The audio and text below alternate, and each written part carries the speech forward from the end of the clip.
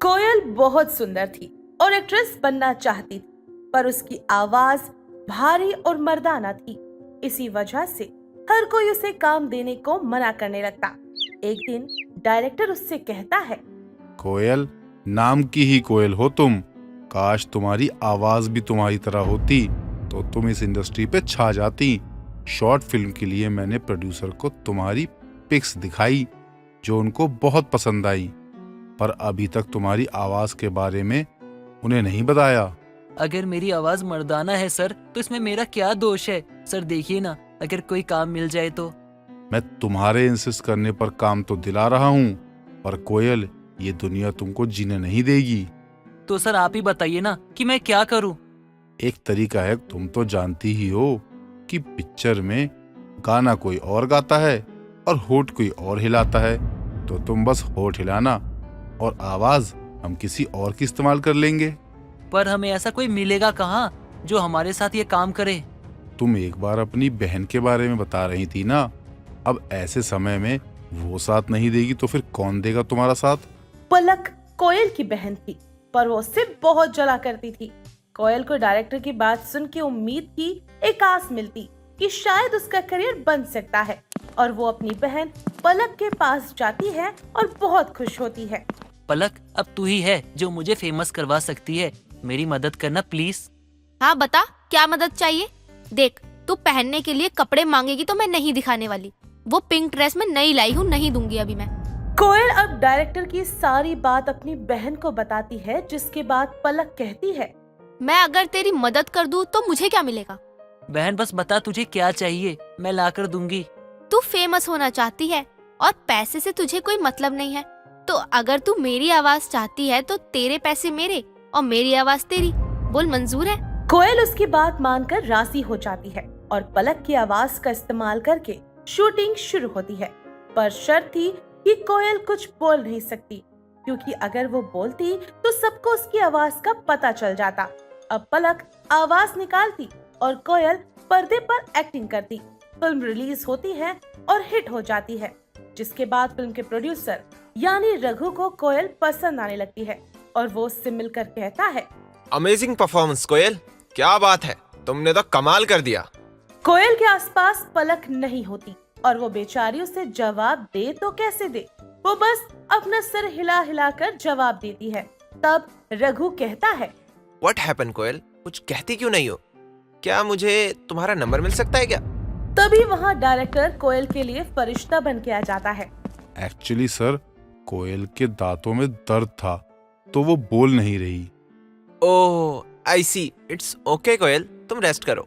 जिसके बाद डायरेक्टर कोयल का नंबर रघु को देता है और कोयल उससे घंटों मैसेज पर बात करने लगती है और धीरे धीरे दोनों एक दूसरे के प्यार में पड़ जाते हैं। एक दिन रघु कोयल को मिलने के लिए बुलाता है।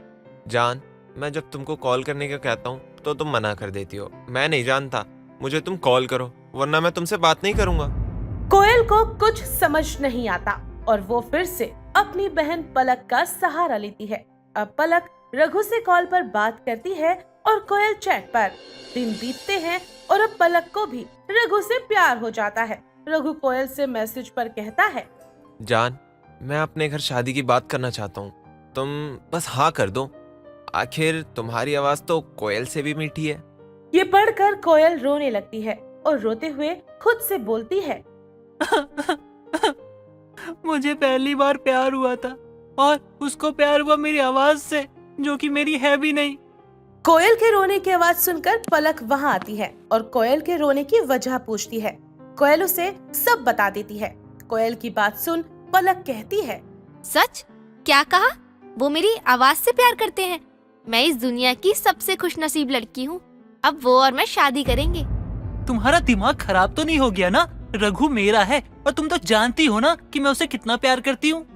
हाँ हाँ, तो जाओ उसके घर और अपनी मर्दाना आवाज में बात करना, आई बड़ी। इतना कहकर पलक वहाँ से चली जाती है और कोयल दिल पर पत्थर रख के रघु को मैसेज कर देती है कि वो उसे नहीं चाहती, जिसे पढ़ रघु का दिल टूट जाता है और वो कोशिश करता है, पर कोयल उसे वजह नहीं बताती। समय बीतता है और कोयल को डायरेक्टर का कॉल आता है और वो उससे कहता है, कोयल, हमारी शॉर्ट फिल्म हिट है और मीडिया तुम्हारा इंटरव्यू लेना चाहती है। ये इंटरव्यू तुम्हारे और मेरे करियर के लिए बहुत जरूरी है। रघु सर भी आ रहे हैं और उन्होंने कहा है कि तुम्हें भी आना होगा। सर आप ये कैसी बात कर रहे हो? आप मेरी आवाज के बारे में जानते हो, फिर मैं मीडिया के सामने कैसे आ सकती हूँ? जो करना है करो, पर तुम्हें मीडिया के सामने आना ही होगा, वरना तुम खुद के साथ मुझे भी ले डूबोगी। तुम एक काम करो, बस अपनी बहन पलक को लेकर आ जाओ, मैं बाकी सब कुछ संभाल लूंगा। कोयल पलक के पास आती है और कहती है, पलक, आज मेरा इंटरव्यू है और मैं चाहती हूँ ना कि तू मेरे साथ चले मेरी आवाज बन के। अच्छा, तो ये सब अब तुझे याद आ रहा है? मुझसे मेरे रघु को छीन के। मैं तेरा साथ दूंगी तो मुझे क्या मिलेगा? कैसी बहन हो तुम? बिना मतलब के कभी कुछ काम नहीं कर सकती हो क्या? करती हूँ ना रघु से प्यार, पर तुमने उसे मना कर दिया कि तुम उससे प्यार नहीं करती। और अब मैं रघु से ना बात कर सकती हूँ और ना ही मिल सकती हूँ। अगर तुम उसे देखना चाहती हो तो चलो मेरे साथ, वो भी वहाँ आने वाला है। वाह, मजा आ जाएगा। मैं मीडिया के आगे बोल दूंगी कि ये काम छोड़ रही है और इसका करियर खत्म। मैं रघु को किसी भी तरह इस कोयल के फटेबाज वाली आवाज सुना दूंगी, जिसके बाद वो समझ जाएगा और हमेशा के लिए मेरा हो जाएगा। ठीक है, मैं तुम्हारे साथ चलने को तैयार हूँ। पलक और कोयल दोनों इंटरव्यू लोकेशन पर आ जाते हैं और पलक पानी पीने चली जाती है। इतने में ही रघु और उसका दोस्त सामने आता है। रघु कोयल को देखता है और उससे पूछता है, कोयल कैसी हो जान? एक बार फिर कोयल उसे कोई जवाब नहीं देती और वहाँ से चली जाती है, जिसे देख के रघु का दोस्त उससे कहता है, इस घमंडी लड़की से प्यार करता है तू, जिसने तुझे जवाब तक नहीं दिया? रघु खामोश हो जाता है, जिसके बाद रघु और उसका दोस्त फ्रंट चेयर पर बैठ जाते हैं। दूसरी तरफ डायरेक्टर कोयल और पलक को मास्क देता है और कहता है, इसे लगा लो, जवाब कौन दे रहा है किसी को पता नहीं चलेगा। इंटरव्यू शुरू होता है और दोनों मास्क लगा के मीडिया के सामने आती है। अरे मैम, आपने मास्क क्यों लगाया हुआ है? वो मैं ठीक नहीं हूँ तो बस इसीलिए। क्या आप आगे इसी फील्ड में काम करना चाहेंगी? नहीं, मैं ये लाइन छोड़ रही हूँ। मैम, हमने सुना है कि आप रघु सर से प्यार करती हैं, क्या ये बात सच है? ये सुनकर पलक अपने और कोयल के चेहरे से मास्क हटा देती है और कहती है, जी हाँ, रघु से प्यार तो करती है, पर कोयल नहीं, मैं। कोयल की आवाज को पलक के गले से निकलता देख सब हैरान हो जाते हैं, जिसके बाद कोयल समझ जाती है कि अब सच का समय आ गया है और वो आगे कहती है, हाँ हाँ, मैं हूँ कोयल और मेरी असली आवाज ये है, ये मर्दाना आवाज। डायरेक्टर साहब को मुझे लॉन्च करने की हिम्मत नहीं थी, तो उन्होंने कहा कि किसी को अपनी आवाज बना लो, और मैंने इसी कारण अपनी बहन को अपनी आवाज बनाई और सबसे छुपा के रखा कि मेरी मर्दानी आवाज है। और जिस बहन को मैंने अपना समझा, अपनी आवाज बनाई, उस बहन ने क्या किया, उसको तो मेरी कामयाबी देखकर जलन होने लगी और वो मुझसे मेरा प्यार भी छीनना चाहती है। रघु ये सुन के समझ जाता है कि कोयल उससे बेइंतहा प्यार करती है और वो स्टेज पर आता है और कोयल को गले लगाकर कहता है, अगर तुम गूंगी होती ना तो भी मैं तुमसे प्यार करता। मुझे माफ कर दो, मैं डर गई थी। सब मीडिया वाले देखते हैं और तालियां बजाने लगते हैं और इस तरह सच्चे प्यार की जीत होती है, जो किसी की सूरत से या आवाज से नहीं होता है तो बस एक एहसास से। गंगू गांव की अनपढ़ लड़की थी जिसकी शादी श्यामलाल से हो जाती है। श्यामलाल भी एक मजदूर था जो हर दिन कमाता और अपने घर का खर्चा उन्हीं पैसों से चलाता। एक दिन श्यामलाल अपनी पत्नी गंगू से कहता है, अरे सुनती हो गंगू, सब लोग तो शहर जा रहे हैं कमाने, क्या मैं भी चला जाऊं? जी मुझे तो शहर के बारे में कुछ ज्यादा नहीं पता, वहाँ के लोग कैसे होते हैं, कैसे रहते हैं, बल्कि आपको जो सही लगे वही कीजिएगा। अरे मैं सोच रहा था कुछ पैसे हो जाते तो माँ का इलाज करवा पाता। कब से ना जाने कब से लंगड़ा कर चलती हैं, वो भी मुश्किल से। बेटा अब तू अपने और अपने बच्चों के बारे में सोच, मेरे दिन ही कितने बच्चे हैं। माँ तू भी ना जाने क्या क्या बोलती है। श्यामलाल अपनी फैमिली का काफी ज्यादा ध्यान रखता था और वो अपनी माँ से भी बहुत प्यार करता था। एक दिन ऐसे ही बाहर बैठी श्यामलाल की माँ चमनकली श्याम से कहती है, बेटा श्यामू, बाजार की तरफ जाएगा तो मेरे लिए चप्पल लेता आइयो। हाँ ठीक माँ, आज ही मालिक ने पैसे दिए हैं, मैं तेरे लिए चप्पल लेता आऊँगा। ये सारी बातें चमनकली की बहू गंगू सुन लेती है और वो अपने पति से कहती है, हाँ हाँ, माँ के लिए चप्पल जरूर लाना, चाहे घर में खाने को कुछ हो या ना हो। ये सुन श्याम अपनी माँ की तरफ देखते हुए गंगू से कहता है, अरे मैं तो घर का सामान भी लाने जा रहा था, तो वहीं से माँ के लिए चप्पल भी ले आऊंगा। हाँ क्यों नहीं, खाने को पैसे नहीं है, लेकिन लंगड़ी को चलने के लिए चप्पल चाहिए। तुम ना ज्यादा बोलने लग गई हो, अपने जबान को लगाम दो थोड़ा सा। हाँ हाँ क्यों नहीं, सही ही कहा है मैंने, तुम्हें तो बुरी लगेगी ही सच्चाई। बेटा बहू सही कह रही है, मैं कहीं आती जाती भी तो नहीं हूँ, तो क्यों तकलीफ करेगा, कभी और ला दियो। हैरान परेशान श्यामलाल जंगलों की तरफ चल पड़ता है और उसके पास जेब में मात्र 300 रुपए थे और वो चलते हुए सोच रहा था, गंगू तो है ही बदतमीज, माँ को बिना बात सुनाती रहती है, और एक मेरी माँ है जो पलटकर जवाब भी नहीं देती। अगर मेरे पास थोड़े और पैसे होते तो मैं घर के सामान के साथ माँ के लिए चप्पल भी ले आता। कभी कभी ही तो कुछ मांगती है मेरी माँ। यही सोचते हुए श्यामलाल घर का सामान लेने गांव से दूर मार्केट जा रहा था। तभी वो देखता है कि एक गरीब आदमी के पीछे 2-3 लोग लाठी लेकर दौड़ रहे हैं। ये देखकर श्यामलाल से रहा नहीं जाता और वो उस गरीब आदमी से पूछता है, अरे भाई, तुम्हारे पीछे लोग क्यों भाग रहे हैं? ये तुम्हें क्यों मारना चाहते हैं? भाई मुझे बचा लो भाई, ये लोग मुझे मार देंगे। तभी वो लोग भी श्यामलाल के आसपास आ जाते हैं और वो गरीब आदमी श्याम के पीछे छुप जाता है। तभी उनमें से एक व्यक्ति कहता है, तुम मुझे भले व्यक्ति लगते हो और इसे मेरे हवाले कर दो। अरे भाई, मैं तो चला जाऊंगा, पर आप लोग इसे क्यों मारना चाहते हैं? इसने 2 साल से हमारे मालिक के 300 रुपए नहीं दिए हैं। जब हम इसके घर से पैसे मांगने गए तो ये वहाँ से भाग गया और हम इसका पीछा करते हुए यहाँ जंगल आ पहुँचे। भाई ये लोग मुझे मार देंगे, मेरे छोटे छोटे बच्चे हैं और बीवी भी है और बूढ़ी माँ भी है, मुझे बचा लो भाई, मैं इसका पैसा लौटा दूंगा। मेरे परिवार में 5 लोग हैं और मैं अकेला कमाने वाला हूँ। उस गरीब व्यक्ति को ये कहते सुन कि वो अकेले अपने परिवार का काम कर पेट पालता है, शाम को उसमें अपनी छवि नजर आती है।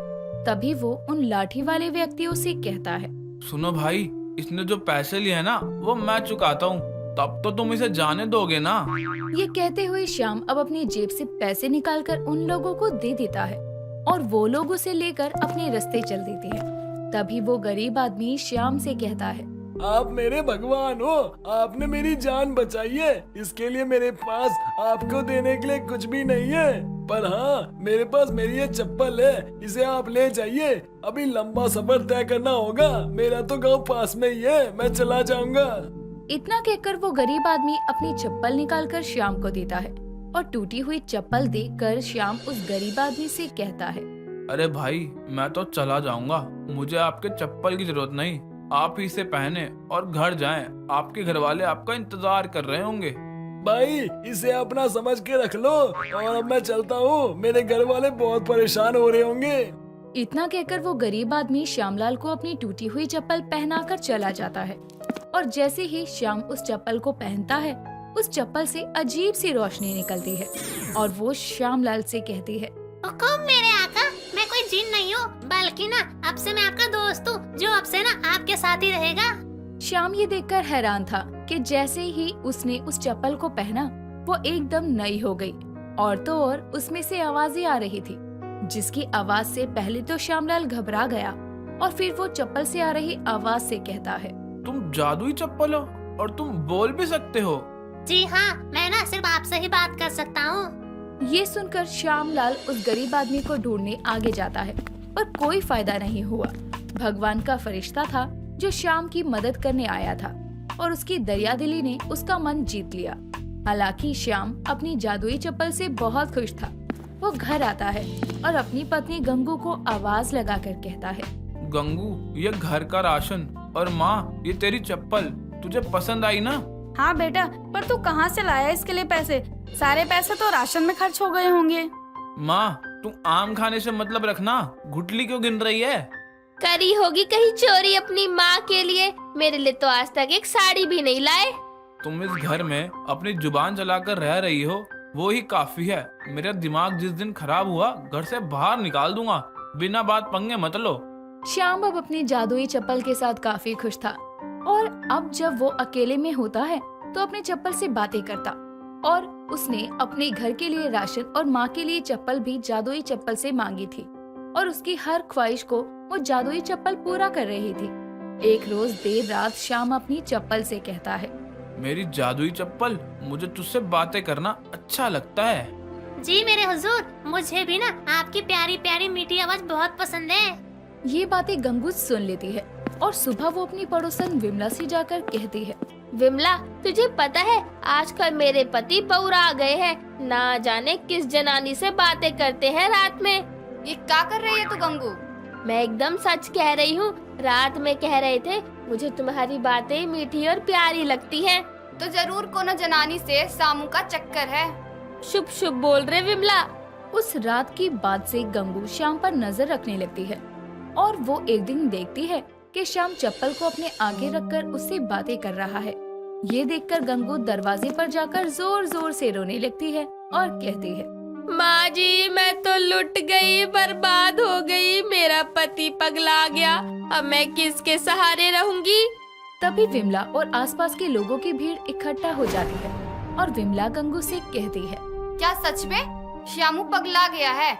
मैं तो कल ही कह रही थी ना तुझसे, नजर रख अपने पति पर। देख, अब ये सुनने को मिल रहा है। बस करो, मेरा बेटा ठीक है। ये कैसी बातें कर रही हो बहू? ये सुनकर श्यामलाल भी वहाँ आता है और अपनी माँ से कहता है, माँ, यहाँ इतना भीड़ क्यों है? क्या हुआ? सब ठीक तो है ना? हाँ बेटा, तेरी बीवी ने ही पूरे गांव को इकट्ठा कर रखा है कि तू पागल हो गया है, अकेले में ना जाने किससे बातें करता रहता है। ओह अच्छा, वो तो मैंने एक योग गुरु बाबा से सीखा है, जिन्होंने कहा अकेले में खुद से बातें करने से ना आपको बीमारी नहीं होती। इसलिए मुझे जब भी समय मिलता है ना तो मैं खुद से बातें करता हूँ। गंगू, तुम भी ना मुझसे पूछना चाहिए ना। श्यामलाल बिल्कुल नहीं चाहता था कि किसी को भी उसके जादुई चप्पल के बारे में पता चले, इसीलिए वो हमेशा अपनी चप्पल को साथ रखता। पर गलती से एक दिन रात को श्यामलाल की चप्पल उसकी माँ चमनकली पहन लेती है और अगले दिन सुबह सब हैरान थे क्योंकि चमनकली का लंगड़ाना बंद हो गया था। यानी उस जादुई चप्पल ने चमनकली को बिल्कुल ठीक कर दिया था। और एक रोज सुबह के समय श्याम चप्पल से कहता है, हम दोनों का साथ विक्रम बेताल सा है, सबको पता होते हुए भी हम सीक्रेट हैं। इस तरह श्याम और जादुई चप्पल का एक खास रिश्ता बन जाता है। पर श्याम कभी भी उस चप्पल का गलत इस्तेमाल नहीं करता और ना ही वो चप्पल किसी को अपना फायदा उठाने देती। दोस्तों, अगर आपको ये कहानी पसंद आई तो इसे लाइक करें, शेयर करें और कमेंट करके बताएं कि कहानी में आपको सबसे अच्छा क्या लगा।